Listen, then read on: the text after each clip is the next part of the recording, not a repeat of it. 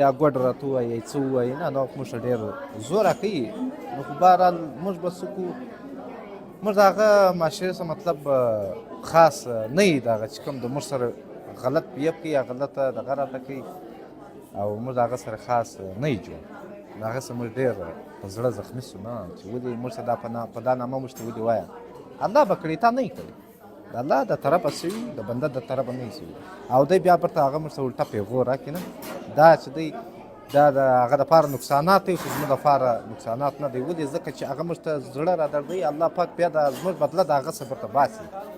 هغه څه بیا زموږ بدله اخیستلی شي الله پاک ته خو هېڅ نه ده ګران موږ چې که بندګان الله پیدا کړي د الله شکر ادا کوو په هر وخت کې پر شپه کې هم په ورځ کې هم هلته زموږ سره ډېر مشکلات دی هلته موږ په سیړیانو کې نشو ختلی هغه داسې ځای راشي چې کمرې د دروازې کوچنۍ موږ په ټرایسیکل کې یا ویل چیر کې او هغه بغیر بیا دننه نشو تللی دا کې موږ ته ډېر غټ مشکلات دی دا کې موږ ته مطلب سهولیت نشته یو سهولیت نشته په هر ځای کې چې دی موږ مشکلات زیات دي که په هسپتال کې که په اسکول کې که په داسې بل دی وټل داسې بل دی ځای موږ ته مشکلاتونه زیات دي هسپتال ته ولاړ شو یا کلي ته ځو راځو ویګن کې دا ختنګ را ختنګ بیا ډېر غټ مشکلات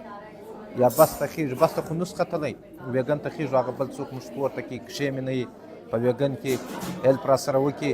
درته مې هغه د ویګن نه را شو کوي دا زموږ لپاره ډېر غټ مشکلات دی او د دا مشکلات موږ که په صحیح معنا وګورو د دې ملک که 25 کروڑه آبادي ده نو کم از کم 2 کروڑه انسانان هغه په مختلف دغه کې ډسیبل دي یا خاص پرسن دي څوک چې دي د سترګو د خوا معذوره دي د چا پښه معذوره ده څوک پیدایشي معذوره دي څوک په مختلفه ترهګري واقعاتو کې معذوره سو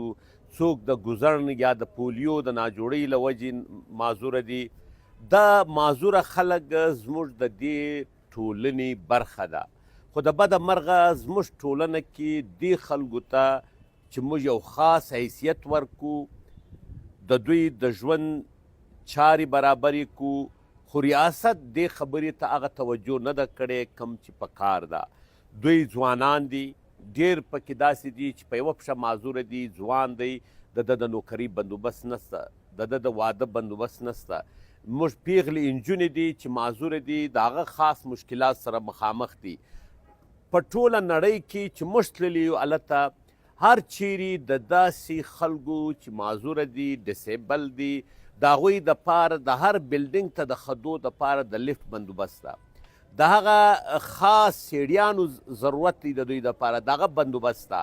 ډېر روډونه ما خپله لیدلی دي چې هغه کې عام سړی ګاډۍ نسي بیولی خو معذوره هلته خپله ګاډۍ بیولی شي د هغوی د نوکرۍ دپاره بندوبست دی هغه ته خصوصي الاونس ورکول کیږي خو بدبختانه زموږ په دې ملک کې لا تر اوسه پورې عامو خلکو ته هغه سهولیات نه دي حاصل معذوران خو ډېر لرې خبره ده